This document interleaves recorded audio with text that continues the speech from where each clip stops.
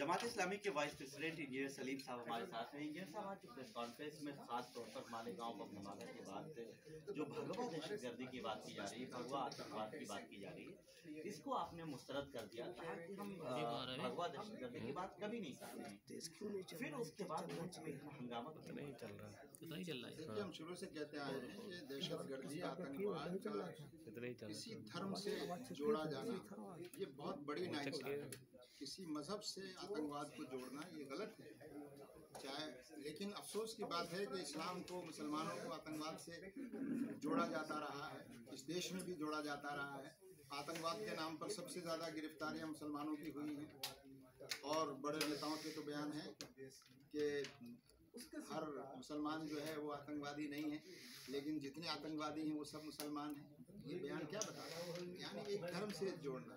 लेकिन हम कहते हैं कि हिंदू धर्म से भी आतंकवाद को नहीं जोड़ा जाना चाहिए, किसी भी धर्म से नहीं जोड़ा जाना चाहिए। लेकिन आज गृह मंत्री ने पार्लियामेंट में जो एक बात कही है वो बहुत खतरनाक है। उन्होंने एक खास धर्म के लोगों का नाम लेकर कहा कि वो आतंकवादी नहीं हो सकते, जिसका ये मतलब निकलता है कि उस धर्म के अलावा दूसरे धर्म के लोग आतंकवादी हो सकते हैं। ये बहुत खतरनाक बयान है। और देश के गृह मंत्री, जो सारे देश के नागरिकों के गृह मंत्री हैं, उनकी तरफ से ऐसा गैर जिम्मेदाराना बयान आना कि वो या तो वो सब धर्मों का नाम लेकर कहते हैं। आप कहते हैं कि एक धर्म के लोग तो आतंकवादी नहीं हो सकते, लेकिन इसके अलावा दूसरे धर्मों के लोग आतंकवादी हो सकते हैं। ये बहुत ही इस देश के लिए और देश के गृह मंत्री जैसे पद पर बैठे हुए लोगों के लिए बहुत खतरनाक है।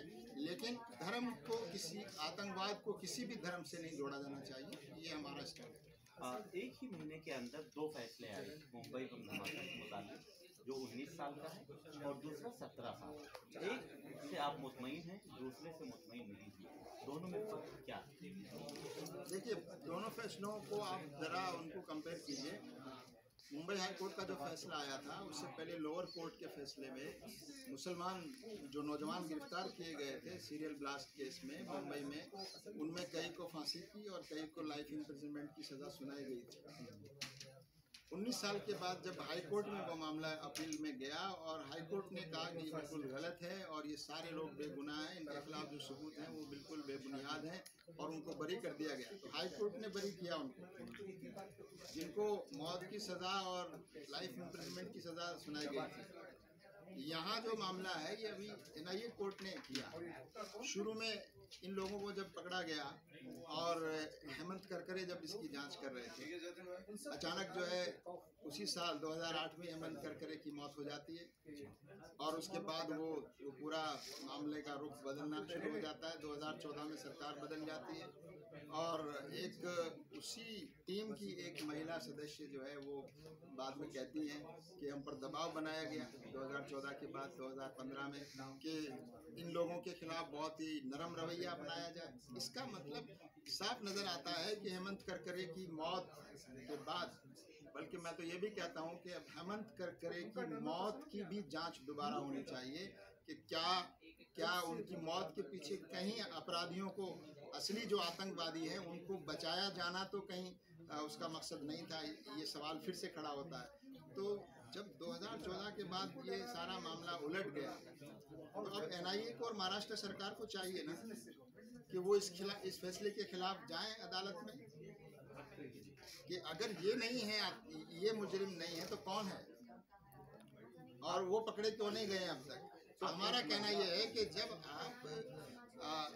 आप मुस्लिम बेगुनाह लोगों को पकड़ते हैं तब आपका रवैया दूसरा होता है, और जब मुसलमानों के अलावा कोई और पकड़ा जाता है, ख़ासतौर से मौजूदा सरकार के जो नज़दीकी लोग पकड़े जाते हैं, तो आप दूसरा पैमाना अपनाते हैं। तो ये दोनों दोहरे पैमाने इस देश में नहीं चलने चाहिए और इसीलिए हम ऑब्जेक्ट करते हैं और हम कहते हैं कि इस फैसले के खिलाफ हाई कोर्ट में जाना चाहिए सरकार को। अगर सरकार सच्ची है और NIA को अपनी जांच पर जो शुरू की जांच थी, NIA की जांच के खिलाफ फैसला आया है, इसका मतलब NIA को भी जाना चाहिए हाई कोर्ट में।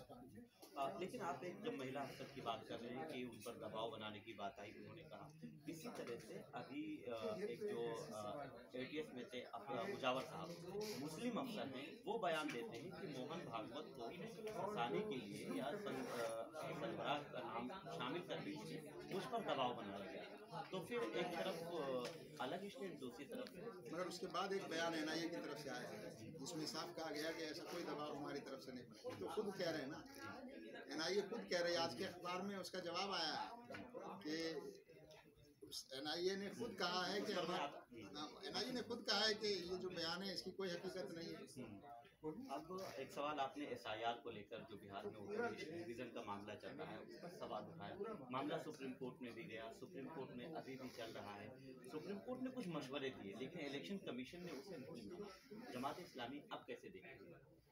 देखिए, हम ये समझते हैं कि ये एसआईआर जो बिहार में कराई जा रही है ये वोटर का रिवीजन नहीं है, बल्कि एक नई वोटर लिस्ट तैयार कर रहे हैं और उसमें लोगों को वैलिड वोटर्स को शामिल करने से ज़्यादा इनकन्वीनियंट वोटर, जो सरकार के लिए ज़रा परेशानी वाले वोटर हैं, उनकी संख्या कैसे कम की जाए, कभी माइग्रेशन के नाम पर, कभी किसी डॉक्यूमेंट के नाम पर, और कहीं आप मुसलमान का तो नाम देखकर ही पता लगा सकते हैं। अब जो 62-65 लाख लोग जो कम हुए हैं, आप उसका पैटर्न देख लीजिए, डिटेल्स मंगा कर देखिए, किस इलाके के लोग ज़्यादा कम हुए हैं, कौन से इलाके के कौन सी कंस्टिट्यूंसी में कम हुए हैं, तो साफ नज़र आ जाएगा कि इसमें कम्युनल एंगल भी, इसमें सांप्रदायिक एंगल भी है।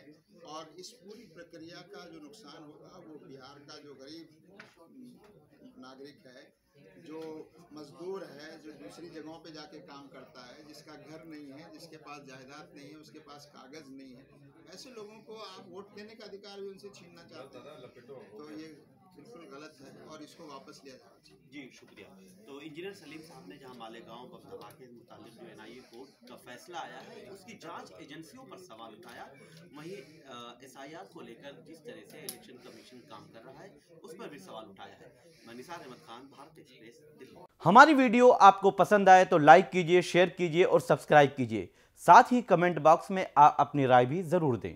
और हाँ, अगर फेसबुक पर आप वीडियो देख रहे हैं तो हमारे पेज को फॉलो करना ना भूलें।